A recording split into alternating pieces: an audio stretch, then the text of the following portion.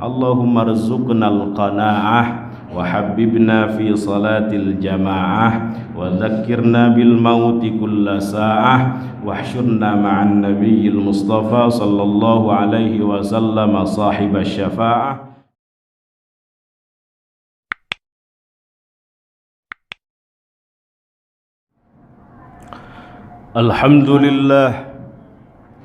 Alhamdulillahi wahdah wassalatu wassalamu ala man la nabiyya ba'dah wa ala alihi wa ashabihi wa man walah.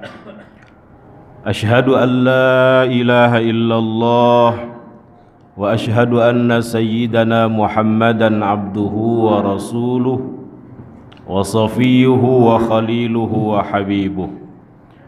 Amma ba'du fa ya ibadallah usi nafsi wa iyyakum bitaqwallah faqad fazal muttaqun. Faqad qala Allah azza wa jalla fi muhkami tanzilihi a'udzu billahi minasy syaithanir rajim. Ya ayyuhalladzina amanu taqullaha haqqa tuqatih wa la tamutunna illa wa antum muslimun.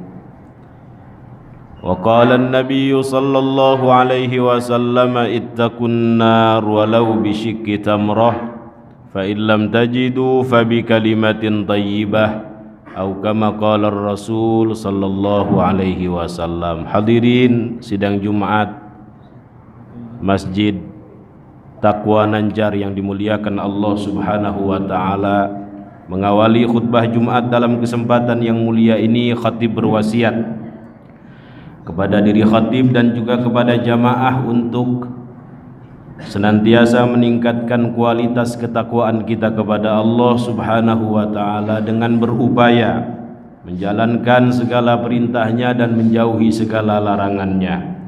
Karena tidak ada bekal terbaik, bekal utama, bekal istimewa untuk menghadap hadiratnya kelak selain daripada bekal takwa. Wa tazawwadu fa inna khairaz zadit taqwa wattaquni ya ulil albab.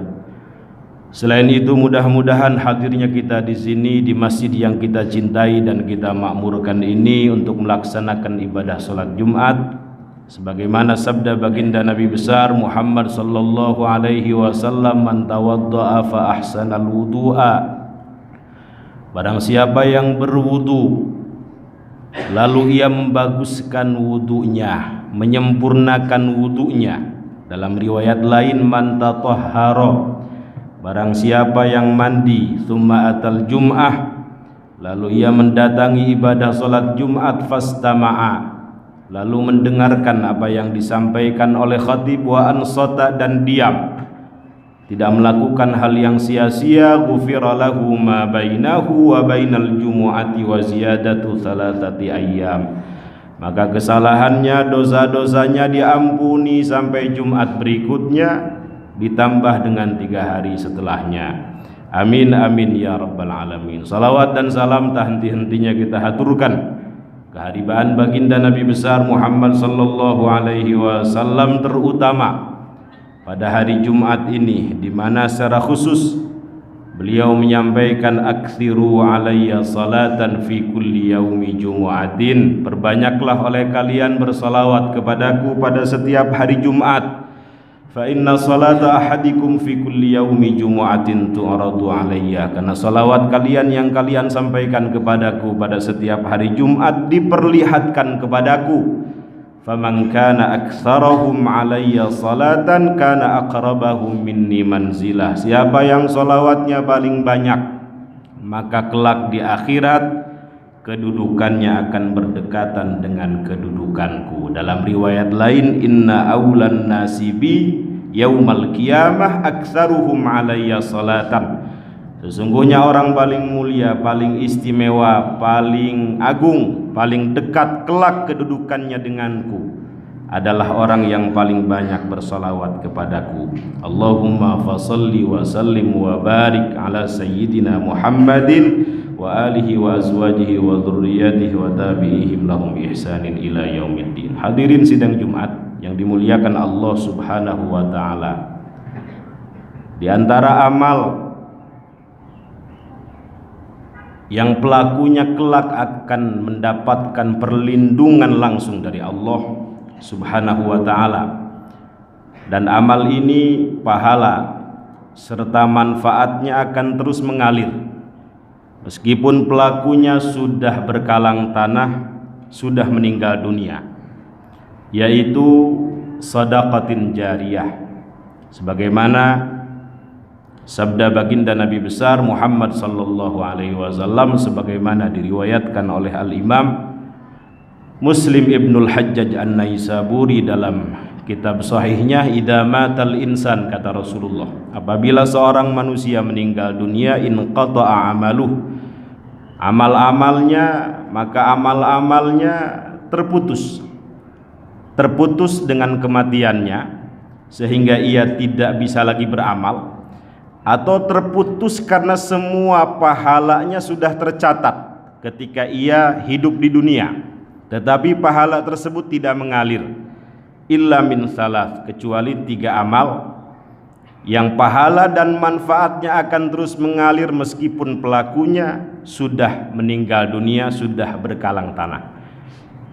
Yang pertama shadaqatin jariyah, yang kedua au ilmin yuntafa'u bihi, ilmu yang dimanfaatkan, yang ketiga au waladin salihin yad'ulah, seorang anak yang selalu dan terus-menerus mendoakan kedua orang tuanya.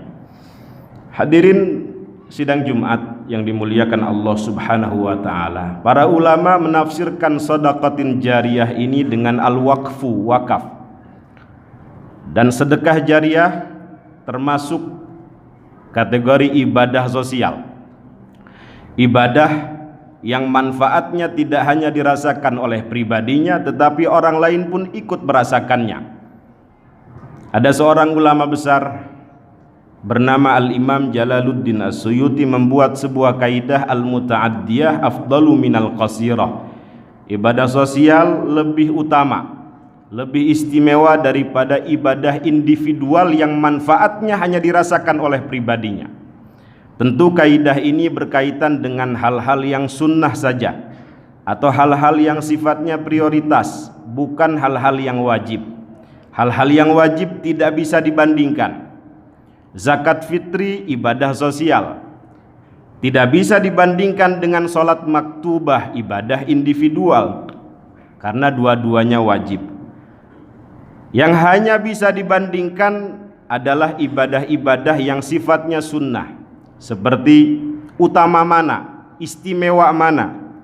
Haji yang kedua kali, haji sunnah, dengan menyantuni anak yatim, maka para ulama mengatakan menyantuni anak yatim lebih utama daripada haji yang kedua kali. Baik haji pahalanya surga, itu pun kalau mabrur, sebagaimana sabda baginda Nabi besar Muhammad sallallahu alaihi wasallam, al-hajjul mabrur laisa lahu jazaa'un illal jannah. Haji mabrur tidak ada balasannya kecuali surga, itu pun kalau mabrur. Tetapi dalam hadis ini Rasulullah sallallahu alaihi wasallam tidak menjelaskan surganya di mana, bersama siapa. Adapun menyantuni anak yatim dengan jelas dan tegas, baginda Nabi besar Muhammad sallallahu alaihi wasallam mengatakan, ana wa kafilul yatimi kahataini fil jannah. Saya beserta penanggung anak yatim akan bersama-sama di surga. Tentu surganya baginda Nabi besar Muhammad sallallahu alaihi wasallam surga paling mulia, paling istimewa, paling agung, paling luas, dan lain sebagainya. Hadirin sidang Jumat yang dimuliakan Allah Subhanahu wa ta'ala, karena itu Rasulullah sallallahu alaihi wasallam sering mengajak para sahabat untuk bersedekah. Ayo sedekah, ayo sedekah, jangan pelit, ayo sedekah. Bukan beliau mengemis, tetapi ingin mengajarkan bahwa apa yang kita kumpulkan, apa yang kita dapat, apa yang kita peroleh selama ini lama-lama akan habis, akan kita tinggalkan. Dunia ini pilihannya dua, kalau tidak kita tinggalkan akan meninggalkan kita. Tetapi yang menjadi pertanyaan adalah ditinggalkannya kemana, habisnya untuk apa? Para ulama mengajarkan untuk mendeteksi apakah harta kita ini baik atau buruk didapat dari jalur yang halal atau dari jalur yang haram, lihat outputnya kemana. Kalau keluarnya outputnya untuk hal-hal yang bermanfaat, membangun masjid, menyantuni fakir miskin, yatim piatu, membangun pesantren, memperhatikan orang-orang lemah, menolong umat Rasulullah Sallallahu Alaihi Wasallam, menolong agama Allah Subhanahu Wa Taala, insya Allah harta ini baik. Kenapa? Karena harta yang demikian merupakan harta pilihan. Orangnya pun orang-orang terpilih. Allah tidak menerima harta yang buruk. Innallaha thayyibun la yaqbalu illa thayyiban. Sesungguhnya Allah zat yang maha baik dan tidak menerima kecuali sesuatu yang baik. Tetapi apabila harta kita outputnya habisnya untuk hal-hal yang tidak bermanfaat, foya-foya, apalagi hal-hal yang haram, jangan-jangan harta yang kita miliki ini merupakan istidraj, siksa tertunda yang nanti akan diberikan oleh Allah Subhanahu wa Ta'ala secara tiba-tiba. Hadirin sidang Jumat yang dimuliakan Allah Subhanahu wa Ta'ala, mengapa orang enggan bersedekah? Kemungkinannya pertama, kecondongan terhadap dunianya masih berlebih, seolah-olah ia hidup selamanya di dunia. Kedua, memang tidak digerakkan oleh Allah Subhanahu wa Ta'ala untuk bersedekah. Ketiga, hitung-hitungannya masih matematis. Kalau saya sedekah 1.000, maka akan kembali kepada saya 10.000. Kalau saya sedekah 10.000, akan kembali kepada saya 10 kali lipatnya. Dan seterusnya, hitungannya masih matematis. Ketika tidak kembali, akhirnya ia kecewa dan kemudian tidak bersedekah lagi. Padahal kita tidak tahu hakikat amal, mana yang terbaik untuk kita. Boleh jadi ketika kita bersedekah misalnya 10 juta, yang seharusnya hari itu kita tertabrak truk tronton yang kalau dirawat menghabiskan uang 10 miliar, Allah Subhanahu wa Ta'ala berkenan menghindarkan musibah tersebut dari kita. Boleh jadi dengan kita semangat bersedekah, Allah Subhanahu wa Ta'ala mensolehkan anak keturunan kita, menjaga mereka, memberkahi mereka, memudahkan urusan-urusan kita, dan seterusnya. Kita tidak tahu hakikat amal. Semua sahabat melakukan amalan-amalan ini. Kita lihat misalnya bagaimana Sayyidah Khadijah Al-Kubra, wanita paling kaya di Makkah, sepertiga tanah Makkah milik beliau.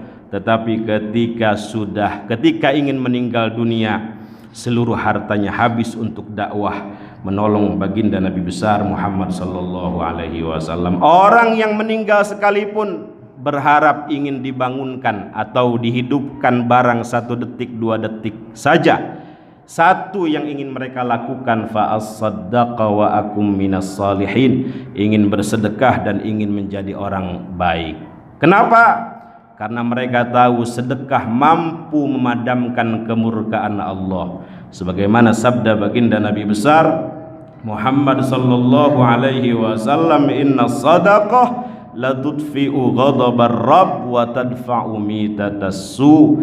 Sesungguhnya sedekah mampu memadamkan kemurkaan Allah, kemarahan Allah, dan mampu menghindarkan pelakunya dari kematian yang buruk, kematian yang su'ul khatimah.